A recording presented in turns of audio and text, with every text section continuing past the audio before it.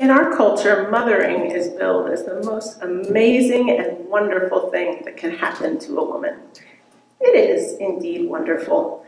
It's also heart-wrenching, agonizing, and just plain hard. There's a difference between bringing children into the world and actually mothering. Rather than being instantly in love with my bundle of joy, my son looked like a small gray alien, complete with cone head. I didn't even know how to hold him properly. These are some of the things the Motherhood Handbook left out. They forgot to mention nursing might hurt, and that when I really wanted to sleep off labor, I instead got to wake up every 3 hours to nurse said small, screaming person whose jaws seemed unfathomably sharp for having no teeth. They also failed to mention in the handbook that mothers become martial arts masters overnight. I think about all the ways I will take down every single person on the sidewalk who comes toward us, because every single person is a potential enemy to the small bundle I carry on my chest. Ironic when I look daggers at my husband if he isn't home from work by 5:06 and not a moment after to take the baby out of my arms. They failed to mention in the handbook that motherhood requires at least partial loss of the person I once was. I still talk to that person. Remember when we used to stay out late, have a third glass of wine, read a good book on Saturday afternoon? Then the mother me laughs and says, hell, I'd settle for being able to use the bathroom all by myself. I also aspire to be allowed to sleep past 7 a.m.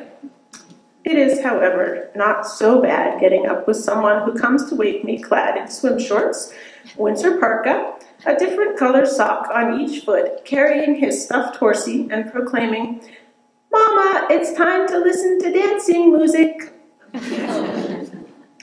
It's also hard to begrudge anything to someone who says, "Fuck you," instead of "thank you," because his TH sound has yet to develop. "Here's your lunch, sweetie." "Fuck you, Mama." I admit it. I capitalized on the lack of TH while it lasted.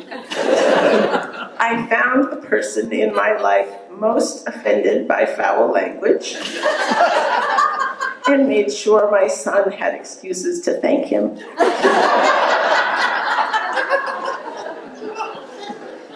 Say thank you to Grandpa, honey.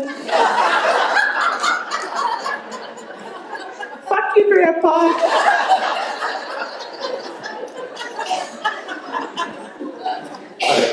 That mostly amusing lack of language skills can also be taxing. Being at a person's beck and call is hard at the best of times, but when the beckoner and caller can only think to say, "Food now," instead of the preferable, "May I have lunch now, please?" it's hard to keep cool. And so, on the rare occasion that I make it to the co-op without anyone in tow, I want to tell the world, "Look at me, all by myself, just Adrienne." But it's a lie. I'm never just Adrienne. I'm always Mama first. They don't mention that in the handbook either. Even if I run and hide, and believe me, I'm often disappointed that the only locking room in our house is the bathroom, I'm still a mom. And I don't want it any other way. Not really. I love being a mom. I'm the person my kids need most. When they need hugs and smiles, I'm it. When they need tears wiped, bleeding stanched, and smelly bodily excretions cleaned, I'm it. I'm the person they come to with their new discoveries, their joy, and their heartbreak. In a single day, I go from tenderness to, "Can I just get 5 minutes by myself?"